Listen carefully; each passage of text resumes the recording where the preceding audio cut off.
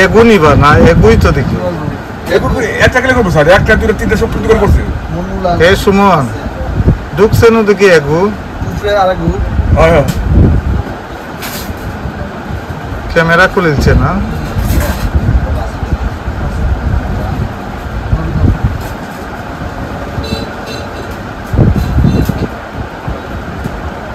রাত্রেবেলা দুই দোকান শুরু হয়েছে আমার প্রথম দোকানে আপনার টিন কাইটটা রড ভাঙছে রড ভাঙ্গে ঢুকছে